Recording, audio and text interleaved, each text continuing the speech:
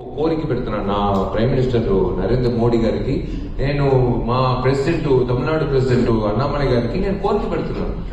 ఎలాగండి మీరు ఊరుకుంటున్నారు? ఈ దేశంలో 1 ట్యాక్స్ 1 నేషన్ అని మా ప్రైమ్ మినిస్టర్ తీసుకొచ్చినప్పుడు తమిళనాడులో మాత్రం మమ్మల్ని ఎందుకంటే 18% GST plus 8% local body tax కట్టిస్తున్నారు 7 సంవత్సరాల నుంచి 2 గవర్నమెంట్లు.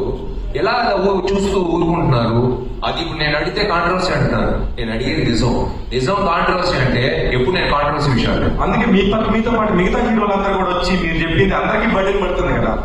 మీ ఒక్క చేపే ఇబ్బంది పడట్లేదు, మిగతా హీరోలందరూ కూడా ఇబ్బంది పడతారు కదా.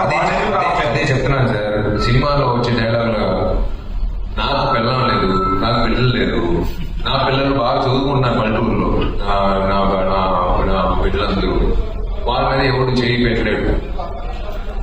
సినిమాలో ఏదైనా చేయి పెట్టాలంటే నా మీద పెట్టు. అదే చెప్తున్నాను కదా, నాకు మా అమ్మకు ఒకసారి ఫోన్ వచ్చింది, నీ అబ్బాయికి మొహమ్మద్ యాసిడ్ ఫోన్ చేస్తావు, జాగ్రత్తగా ఉండమని చెప్పు, ఈ ఎలక్షన్ అంతా అన్నారు.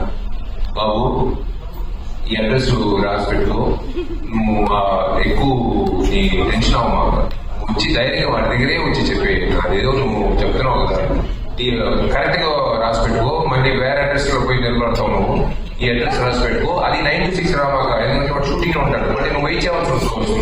6 తర్వాత అలాంటి అమ్మ నాన్నకి పుట్టిన అబ్బాయి నేను. మీ అమ్మగారు కూడా మీలాగే అనమాట. అవునండి, వాళ్ళు వచ్చి మా స్కూల్లో నేర్పిన ఒక విషయం, రే నలుగురు మంచిది చేయరా అని చెప్పారు. నా కాలేజ్ నేర్పిన విషయం, రే నలుగురు మంచిది. మా అమ్మ నాన్న చెప్పిన విషయం నేను ఏదైనా చేయాలి. వీళ్ళు నేను చెప్పారు 290 రూపాయలు చెప్తున్నారు కదా, ఆ 290 రూపాయలు నేను తీసుకుని నేను మాత్రం ఇల్లు కట్టుకుని, నేను మాత్రం ఒక బండి కొనుక్కుని, బండ్లు ఇప్పుడు అన్ని ఇచ్చేసాను, నా సైకిల్ అనేది తోలుకున్నాను. ఎందుకంటే రోడ్లో ఇప్పుడు బండ్లు ఎందుకు సస్పెన్షన్ పోతుంది, సంవత్సరం 3 సార్లు సస్పెన్షన్ మార్చున్నాయి.